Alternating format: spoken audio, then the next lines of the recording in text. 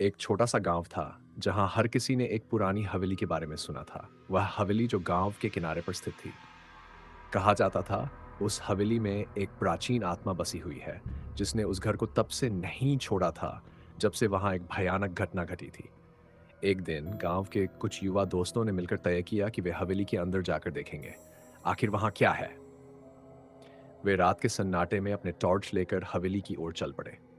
हवेली की पुरानी और खंडहर भयानक लग रही थी। जैसे ही वे हवेली के अंदर पहुंचे, चारों ओर घना अंधेरा और अजीब सी खामोशी छाई हुई थी। अचानक उन्हें ऐसा महसूस हुआ जैसे कोई उनके आसपास चल रहा हो। वे सभी सहम गए। धीरे धीरे कदम बढ़ाते हुए वे आगे बढ़े।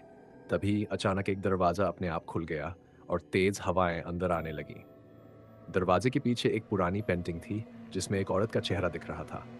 जैसे ही उनके टॉर्च की रोशनी पेंटिंग पर पड़ी, पेंटिंग की आंखें चमकने लगीं, जैसे वह औरत उन्हें घूर रही हो। सभी डर के मारे पीछे हट गए। तभी एक जोरदार आवाज आई, कौन है यहाँ?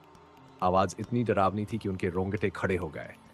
वहां की हवा अचानक ठंडी हो गई और कमरे में रखी चीजें हिलने लगीं। वे सभी बुरी तरह घबरा गए और दरवाजे की ओर भागने लगे।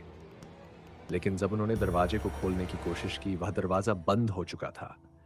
घबराहट में एक दोस्त ने दीवार पर टॉर्च मारी और तभी उन्होंने देखा पेंटिंग में दिख रही औरत उनके ठीक सामने खड़ी थी। उनके दिलों की धड़कनें तेज हो गई। जैसे ही वे औरत की ओर देखने लगे, वह धीरे धीरे गायब होने लगी।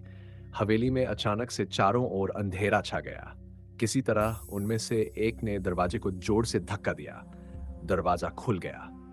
सभी दोस्तों ने तेजी से बाहर भागकर अपनी जान बचाई। उस रात के बाद उन्होंने कभी उस हवेली के पास जाने की हिम्मत नहीं की। वे जानते थे वह हवेली सचमुच भूतिया थी। वहां जो भी गया उसे किसी अनजानी ताकत का सामना करना पड़ा।